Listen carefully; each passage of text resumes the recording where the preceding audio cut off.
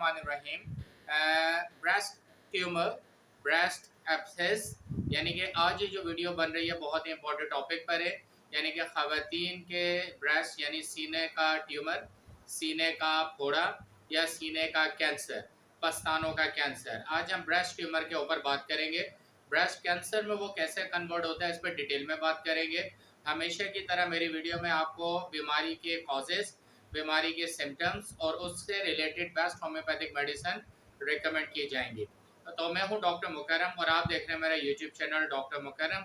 सबसे पहले तो आप इस चैनल को सब्सक्राइब कर लें, क्योंकि हर एक डिजीज़ के साथ उसकी बेस्ट होम्योपैथिक मेडिसिन, सिम्टम और कॉजेज़ बताने के बाद आपको बताए जाते हैं और ये डिटेल वीडियो बनाई जाती है। और मैं समझता हूँ कि this is the first Pakistani channel जहाँ पे आपको इतनी डिटेल में होम्योपैथिक मेडिसिन और डिजीज़ के ऊपर डिस्कशन नज़र आता है। वेल, हम अपने टॉपिक की तरफ चलते हैं। हमारा टॉपिक जो है हम उसको डिटेल में डिस्कस करेंगे और अपने नोट्स के ज़रिए उसकी हेल्प लेंगे। Breast abscess is a collection of पस इन द ब्रेस्ट ट्यूमर या टिश्यूज़। सीने के टिश्यूज़ में जब कलेक्शन ऑफ पस यानी कि पस किसी जगह पे पैदा होती है तो उसको हम ब्रेस्ट एब्सेस कहते हैं, यानी कि फोड़ा। यहाँ पे मैं एक्सप्लेन कर दूँ, एक ट्यूमर होता है और एक एब्सेस होता है, दोनों का फ़र्क समझा देता हूँ। ट्यूमर सीने के अंदर, पस्तान के अंदर सख्त गोश्त के टुकड़े को कहते हैं। ऐसा फोड़ा जो सख्त हो, हार्ड हो जाए, लेकिन अभी उसके अंदर कलेक्शन ऑफ पस यानी कि पस पैदा नहीं हुई होती है। लेकिन जब सीने का फोड़ा गोश्त की तरह हो जाए गोल, लेकिन वो नरम दिखाई दे और उसके अंदर पस पैदा हो जाए, तो फिर हम उसको एब्सेस कहते हैं। तो एब्सेस ज़्यादा खतरनाक होता है as compare to the tumour, क्योंकि ट्यूमर में अभी पस पैदा नहीं हुआ होता। Usually caused by bacterial infection. ये जो वजह बनती है, डेफिनेटली दुनिया में हमारे जितने भी इंटरनल इन्फेक्शंस हैं या अल्सर्स हैं, फिर देन कन्वर्टेड इनटू कैंसर, वो कैंसर में बनते हैं, तो इसका कॉज बैक्टीरिया होता है। तो यहाँ पे भी ख़वातीन के सीने का जो कैंसर का पहला एब्सेस बनना और उससे ट्यूमर बनना, तो इसका पहला कॉज जो बैक्टीरियल इन्फेक्शन होता है। Breast infection including mastitis. Mastitis क्या होता है?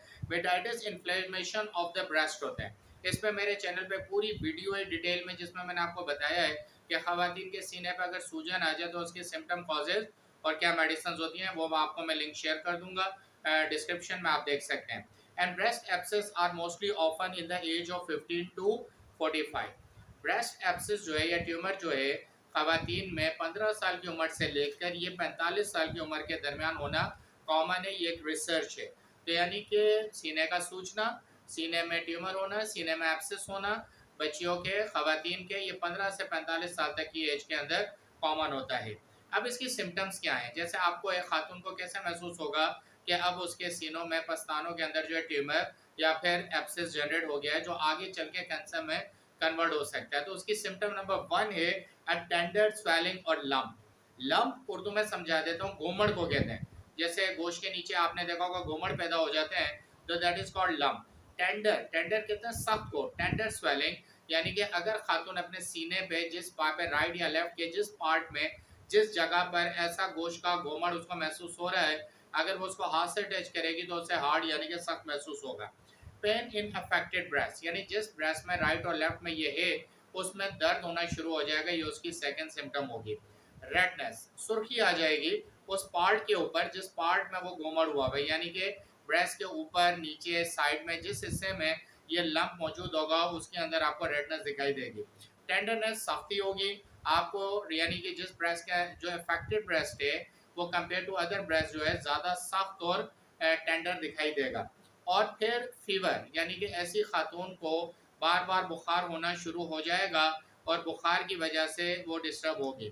फिर अगली इसकी एक सिम्टम है मसल्स एक्ट, यानी कि जिस्म के जो मसल्स हैं वो दुखने लगेंगे, क्योंकि ये डिजीज़ डेफिनेटली पूरी बॉडी के हार्मोन से रिलेटेड होती है। तो जब हार्मोन्स डिस्टर्ब होंगे वो पूरी बॉडी के अंदर अपना इफेक्ट दिखाएंगे। तो ये वो मेजर सिम्टम्स थी अमूमन की तरह जो आपको मेरे चैनल पे हर डिजीज़ में मिलती हैं। तो मैंने ब्रेस्ट ट्यूमर, ब्रेस्ट एब्सेस और ब्रेस्ट लम्प, इन तीनों के बारे में बताया कि इसकी सिम्टम क्या होके सामने आ सकती हैं। अगला हम थोड़ा चलते हैं कि व्हाट कॉजेज ब्रेस्ट एब्सेस, यानी कि एब्सेस जो है, फोड़ा, पस वाला फोड़ा सीने के अंदर बनने की क्या वजूहत हैं। Usually caused by bacterial infection, पहली वजह तो इसकी वही है कि बैक्टीरियल इन्फेक्शन की वजह से होता है, which often occurs when a woman is breastfeeding, ये किस वक्त बैक्टीरिया अटैक करता है? ये अमूमन 80% खवातीन में, बच्चियों में, औरतों में उस वक्त बैक्टीरिया उनकी बॉडी में एंटर होता है जब वो अपने बच्चों को फीड करा रही होती हैं। जैसे कि लैक्टेटिंग वुमेन या लैक्टेशन कहते हैं, दूध पिलाने के प्रोसेस को। लैक्टेटिंग या लैक्टेशन वुमेन जो है उनके अंदर बैक्टीरिया चला जाता है उस वक्त जब बच्चों को फीड करा रही होती है। अच्छा, इसके बाद एक और बात यह कि बोथ नॉन लैक्टेटिंग फीमेल्स और male can develop a breast abscess too. यहाँ एक बात बता दूं कि मर्दों में भी और उन खवातीन में भी जो बच्चों को फीड नहीं कराती, ये ब्रेस्ट बैक्टीरियल इन्फेक्शन हो सकता है। उसकी वजह क्यों है कि खवातीन की तरह मर्दों के अंदर में भी ये हार्मोन्स मौजूद होते हैं। मर्दों का रेशो बहुत कम है, यानी आप समझते हैं कि 100 में से सिर्फ 4 या 5%, 100 में से 4 या 5 मर्द हैं जो इफेक्ट हो सकते हैं, ये भी ज़्यादा बता रहा हूँ। लेकिन खवातीन वो जो कि दूध नहीं पिलाती, उनका रेशो ये तकरीबन दूध पिलाने वाली खवातीन के मुकाबले में इंतहाई कम होता है, लेकिन होता है। तो अगर मर्द या दूध ना पिलाने वाली खवातीन को अपने सीने में टेंडरनेस, जो ऊपर मैंने सिम्टम बताई हैं, दर्द होना, सुर्खी आना, सख्ती होना, घूमड़ महसूस होना, तो वह डेफिनेटली अपने डॉक्टर्स को ज़रूर रेफर करें। अब यहाँ पे मैं आपको होम्योपैथी की 2 बेसिक मेडिसिन बताता हूँ कि जो आपने इस डिजीज़ में इस्तेमाल करनी है, ताकि वो एब्सिस में बनने वाली पस को भी ख़त्म करेंगी, एब्सिस को भी ख़त्म करेंगी, लंप घोमड़ को भी ख़त्म करेंगी और वह ट्यूमर को भी ख़त्म करेंगी। तो पहली 2 मेडिसिन उसमें है, एक है हेपरसेल और दूसरी मर्कसॉल। और बाकी की 2 जो मेडिसिन है वो सिम्टम के हिसाब से बताऊंगा और फिर मैं आपको इसका तरीका और पोटेंसी भी बताऊंगा।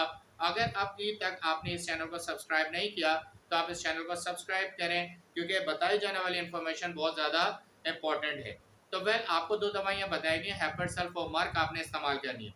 अब आगे चलते हैं कि एवरेज यानी एक असूल है कि जो लैक्टेशन करती हैं खवातीन, जो दूध पिलाती हैं, उनको ये कब फील होता है जब ये डिजीज़ उनमें हो जाती है। तो ये 4 टू 6 वीक्स का ड्यूरेशन है। अगर उनके अंदर ये बैक्टीरिया चला गया है तो 4 से 6 हफ्तों के दौरान वो चेक करती रहें। जैसे ये सिम्टम ज़ाहिर होने लगे वो ये समझ जाएंगे we have got the attack of mastitis, हमें मास्टाइटिस का अटैक हो गया है। यानी कि इन्फ्लेमेशन ऑफ ब्रेस्ट, सबसे पहले हल्की हल्की सूजन आएगी और उसके बाद ये सिम्टम ज़ाहिर होना शुरू हो जाएंगे। तो ये 4 से 6 वीक का ड्यूरेशन है इस बैक्टीरिया के एक्टिव होने का। नॉन लैक्टेटिव वुमेन एंड मेल, उनमें भी ये डेवलप हो सकता है एब्सिस, जैसा कि अभी मैंने आपके साथ डिटेल के साथ डिस्कस किया कि ये डिजीज़ उन मर्दों और खवातीन में आ सकती है जो, लेकिन ये 4 टू 5% है। अच्छा, आगे चलते हैं कि ये बॉडी के अंदर एंटर क्यों होता है, बैक्टीरिया किस तरह एंटर होता है। कि cuts on breast tissues, breast के जो निपल्स हैं अगर वहाँ पे कट डले हुए हैं, यानी कट्स आ गए, क्रैक्स आ गए, तो इन क्रैक्स के जरिए वहाँ पे बैक्टीरिया स्टे करता है और बैक्टीरिया के स्टे करने से वहाँ से वो एंटर होता है। इसका बेस्ट वे ये होता है कि it should be covered properly. हमेशा ब्रेस्ट को, मेल हो या फीमेल हो, प्रॉपर तरीके से कवर करके रखें। और अगर ड्राइनेस जनरेट हो रही है तो they have to take proper ointment, वो ऑइंटमेंट यूज़ करें या फिर मेडिसिन से यूज़ करें। निपल पियर्सिंग्स, अमूमन एशियन कंट्रीज में, ये काम में यूरोप में होता है कि वो निपल्स को पियर्सिंग कराते हैं, यानी उसके अंदर कोई रिंग डलवा देते हैं। इसकी वजह से बैक्टीरिया उस इन्फेक्शन में, वो जो होल होता है वहाँ से बॉडी के अंदर एंटर होता है।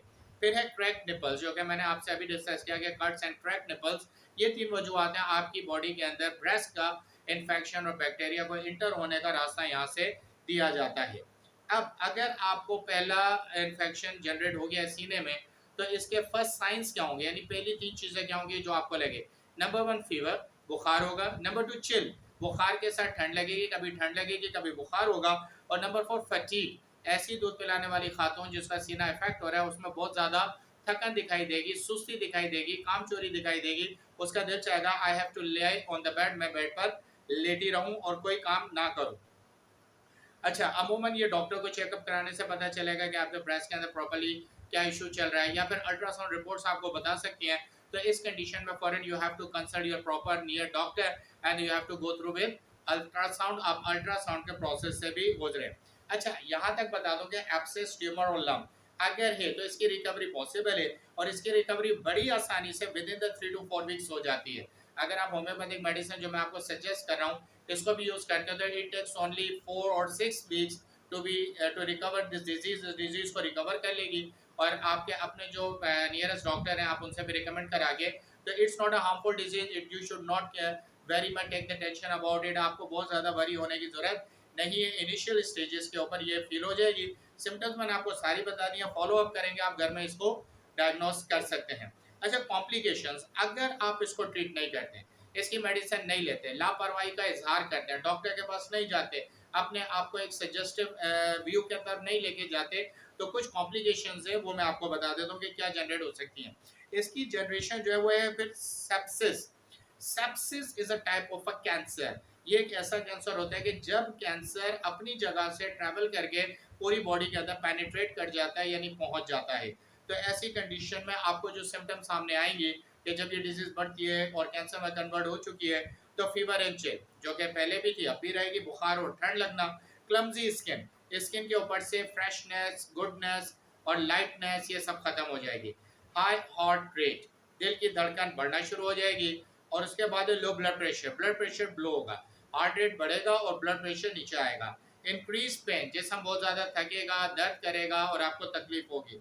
कंफ्यूजन, पेशेंट कंफ्यूज रहेगा अपने डिसीजन लेने में, he makes some confusion to take his decision, whether to go, whether to not, whether to do, whether to not, वो इसी में कंफ्यूज रहेगा, प्रॉब्लम में रहेगा। शॉर्टनेस ऑफ ब्रेथ, यानी कि सांस की तंगी फील होगी, उसको ये महसूस होगा मेरा सांस रुक रहा है।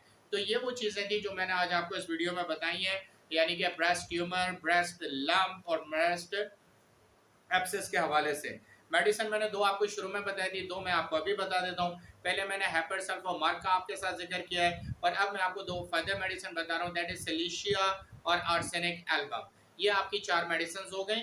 अब इस्तेमाल किस तरह करना है, पहले दिन आपने हेपर सल्फ, हेपर आपने सुबह में लेनी है 200 में, और मर्क सॉल्ट रात में लेनी है 200 में, 10 कतरे डालकर एक घूंट पानी के अंदर 200 पावर पोटेंसी में। और जब दूसरा दिन होगा तो सुबह में आपने लेनी है सिलिशिया 200 में, और रात में लेनी है आर्सेनिक एल्बम 200 में, 10 कतरे एक घूंट पानी में डालकर। यानी कि 2 दिन के अंदर आपकी ये चार दवाइयां हो जाएंगी, और फिर तीसरे दिन दोबारा से आपने इसको अल्टरनेट करके रिपीट करना है। आपने 10 डेज तक इसको इस तरह इस्तेमाल करना है, और फिर कंटिन्यूसली अगले 8 डेज तक यानी 1 वीक तक गैप दे देना है। उसके बाद दोबारा 10 डेज के लिए इस्तेमाल करना है, और फिर गैप दे देना है। इसके बाद इंशाल्लाह आपकी डिजीज जो है 40-50% रिकवर होगी। आपको कैसे पता चलेगा, रेडनेस कम होगी, स्वेलिंग कम होगी, पेन कम होगा, फीवर कम होगा, चिल कम होगी, और टेंडरनेस सख्ती कम होगी। ये सारी चीज़ें, लेकिन पूरी डिजीज़ को ख़त्म होने में टाइम लगेगा। फर्दर रिकमेंडेशंस के लिए, सजेशंस के लिए डिस्क्रिप्शन बार में मेरा ईमेल एड्रेस भी मौजूद है, मेरा व्हाट्सअप नंबर भी मौजूद है, आप मुझसे रब्ता कर सकते हैं। इन द लास्ट मैं आपसे एक ही बात करूँगा कि इस वीडियो को शेयर करें, ताकि जिन जिन लोगों के मसला उनको सही होम्योपैथिक मेडिसिन और उनको सही इस नॉलेज मिल जाए कि what is the problem of breast tumour, breast abscess and breast lump, इन तीनों के बारे में, ताकि वो ब्रेस्ट कैंसर से बच सकें। इस चैनल को सब्सक्राइब करें। Thank you very much for watching this video. अल्लाह हाफिज़, टिल द नेक्स्ट वीडियो।